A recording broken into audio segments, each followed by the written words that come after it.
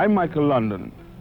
This is my birthplace, my country, a corner of the world I cherish for its infinite beauty, its generous soul, its rich and tumultuous history. Jamaica is a vibrant country which has played a major role in the shaping of our Western Hemisphere. Unfortunately, much of the tangible evidence of its history has been destroyed or lies beneath this ground. Some archaeological excavations have already unearthed treasures, clues, pieces of the puzzle, but they have only scratched the surface. The need to unlock and preserve the past has taken on a new significance since the coming of independence in 1962. At dawn on a May morning in 1494, a gentle breeze teased these shores of St. Anne's Bay as it had for centuries, awakening the forests, mountains, and countryside.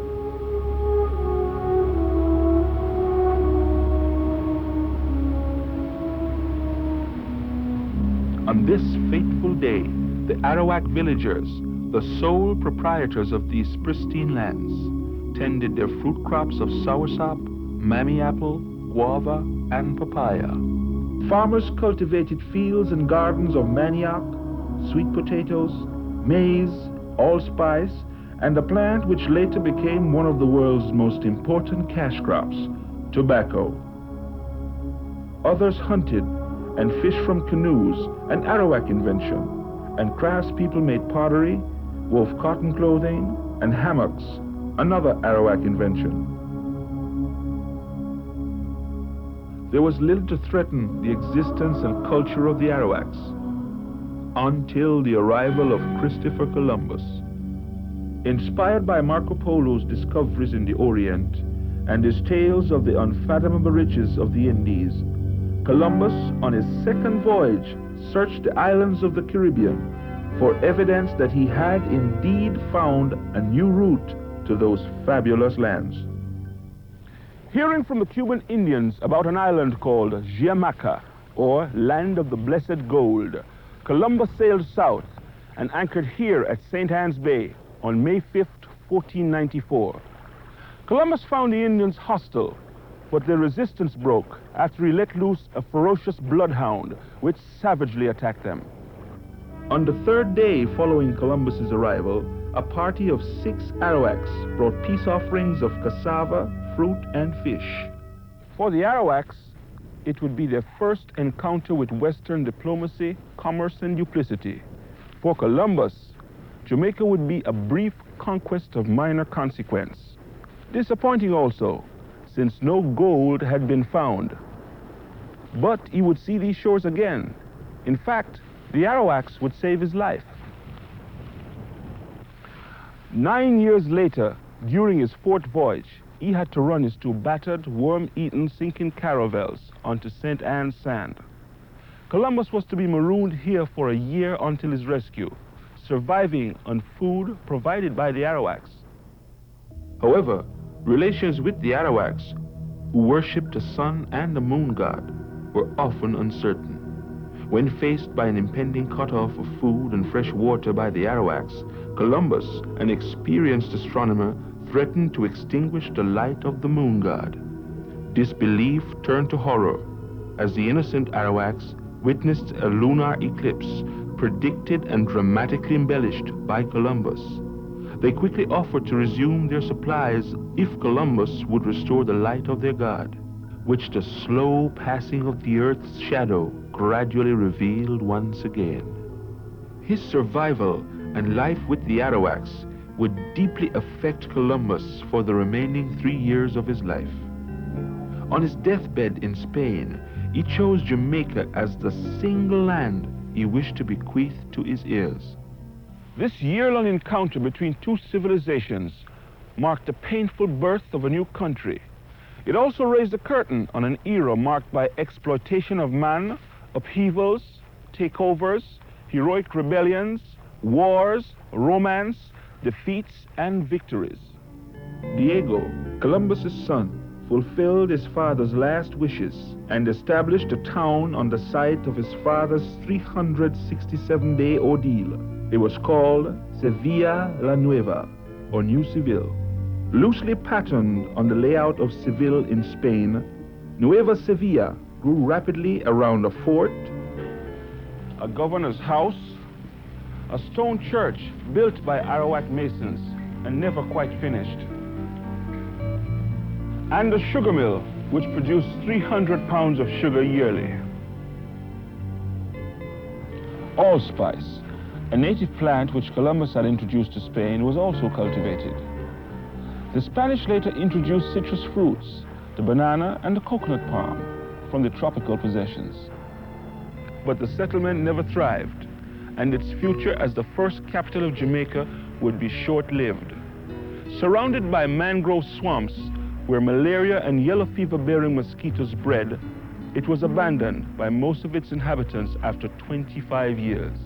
New Seville later became a plantation under the British, and this great house is tangible evidence of that period.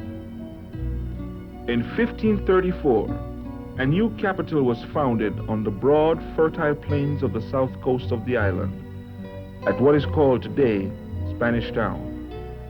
The Spanish called it Villa de la Vega, or Town of the Plain. It became the center of administrative affairs for Spanish Jamaica. For all its beauty and fertility, Jamaica never attracted many colonists. Jamaica had no gold.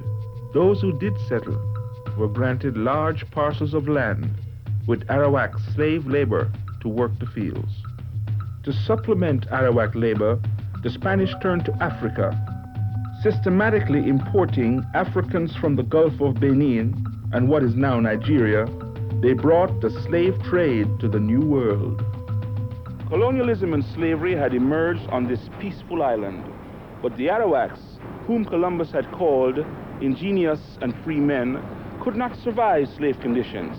In less than 100 years, they would totally vanish, victims of the conquistadors' cruelty, diseases, and greed. Today, Jamaica retains its original Indian name, which translates not as the land of the blessed gold, but the land of wood and water, and honors the Arawaks on its national coat of arms. Jamaica had been the only New World settlement from which the monarchs of Spain failed to extract a profit. Jamaica became a supply depot in the conquest of Mexico and the lands to its south. To meet the conquistadors' need for food and horses, cattle and livestock were bred on the open savanna.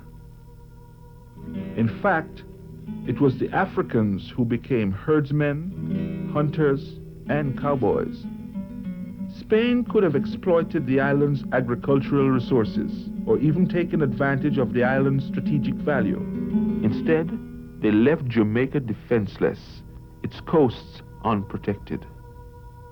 In the aftermath of the 1640 Civil War in England, Oliver Cromwell, the new Lord Protector of the British Commonwealth, realized the strategic and political value of the Caribbean islands. Cromwell wanted to seize the more developed and richer islands of Puerto Rico, Hispaniola, and Cuba. But driven off Santo Domingo after a near massacre, the British expeditionary forces settled for the poorly defended consolation prize, Jamaica. It took 5 years of fighting against a die-hard group of Spaniards and Africans before victory was at last secure. The English soon realized what their predecessors had ignored, that Jamaica was indeed a prize worth taking and keeping. Fortifications were quickly built to defend against new enemies. In 1660, to celebrate the restoration of the English monarchy, this site was christened Fort Royal. This garrison, originally called Fort Cromwell, was renamed Fort Charles in honor of King Charles II. By 1690, 6 forts containing 300 large cannon would render Port Royal impregnable.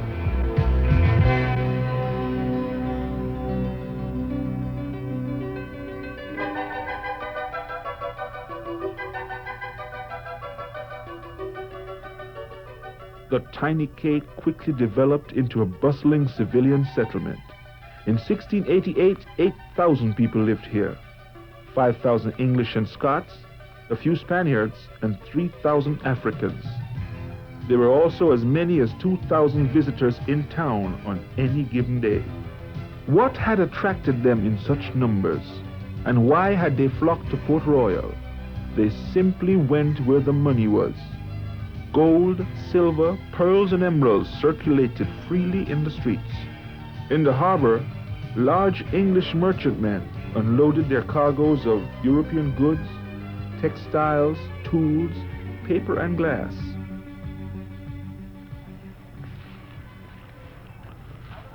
Port Royal became the trading center of the New World, a haven for contraband and plunder.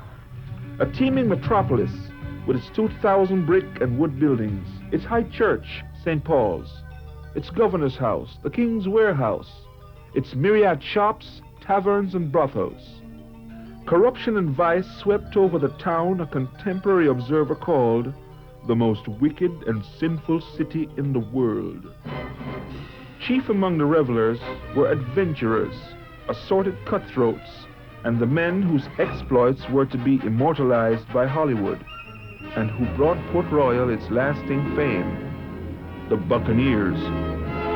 Their infamous deeds brought them into national notoriety. The fearless Dutchman known as Rock Brasiliano, Edward Teach, better known as Blackbeard.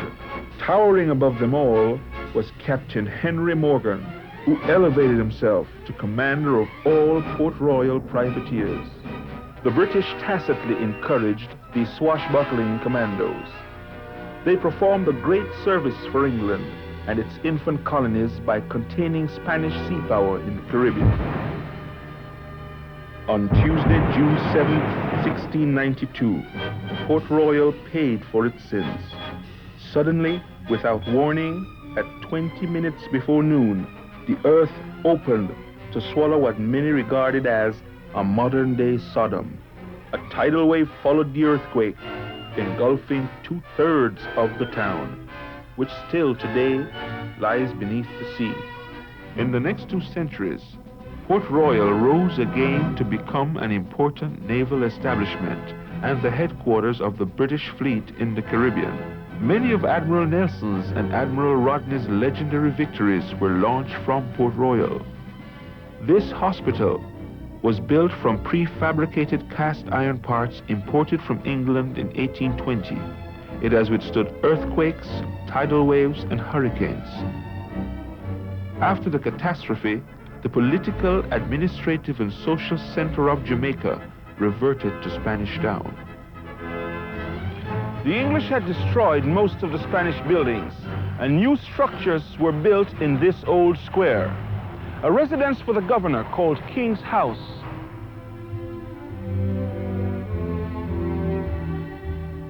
A house of assembly to accommodate the colonial government.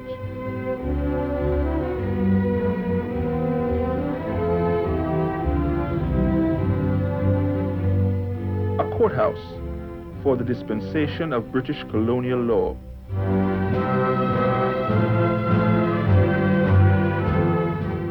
And a Rodney Memorial, erected to commemorate Admiral Rodney's victory over the French at the Battle of the Saints.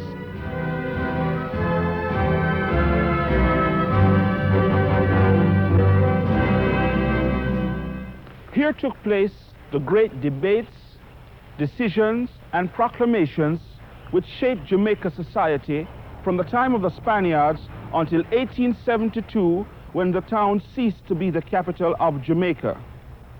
It was here that news of the latest political crises circulated. This square saw all the great figures who visited from abroad: Horatio Nelson, Captain Bligh, and Simon Bolivar. Jamaican patriots like George William Gordon and Paul Bogle came here also, seeking ways to improve life for the Jamaican people. Not all of the colony's wealth was lost with the destruction of Port Royal. In fact, much of the riches accumulated by the pirates stimulated the development of Jamaica's plantation economy. The British decided to bank on sugar when they seized Jamaica, and by 1739, the number of sugar plantations all over the island had grown to over 430. Jamaica was about to become the single largest producer of sugar on earth.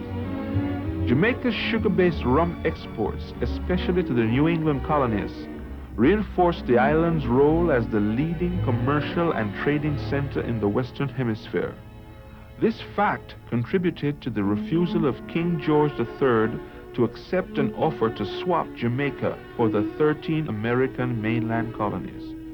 The establishment of such a powerful sugar industry is one of the most significant industrial developments in modern history.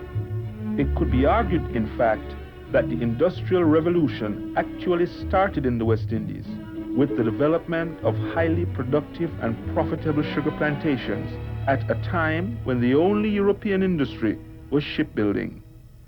The English brought thousands of Africans from all over the western coastal belt of the continent to work as slaves on these plantations. And by 1800, they numbered more than 300,000, or 9/10 of the population. While the English denied them their freedom, they could not suppress their African heritage. They brought their own music and dance, languages and religions. Many of these influences are still reflected in today's Jamaica.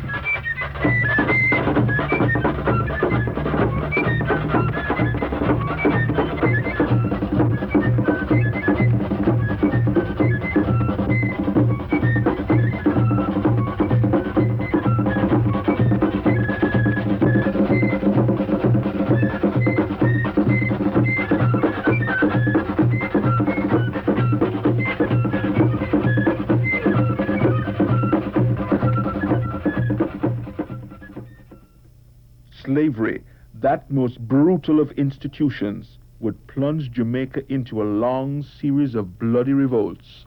At the time of the British takeover, many of the Spanish Africans who had assisted in the fight against the British retreated to the mountains. They were called Maroons, from the Spanish word cimarron, meaning wild. For over 76 years, these Maroons waged guerrilla warfare never before experienced by the British. The first Jamaican heroes were Maroon leaders like Nanny, Cudjoe, and Quao. In 1739, peace treaties were signed with the Maroons.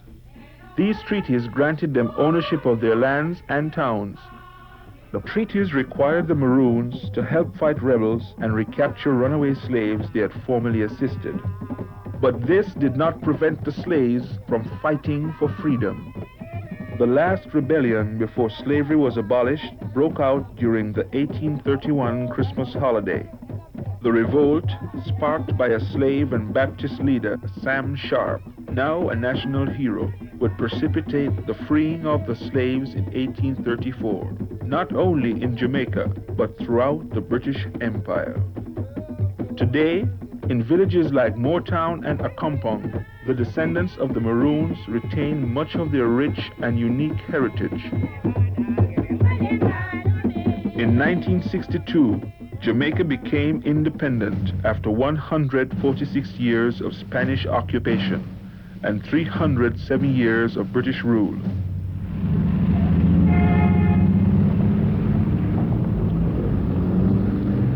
Today, Jamaicans live as a free people. They cherish the right to vote in free elections, to speak their minds without fear, to worship as they wish, to move freely, and to express themselves freely and creatively.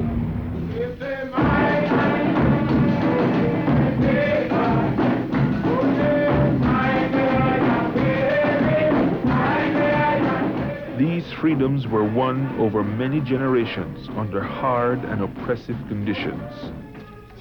Jamaicans guard their freedoms jealously.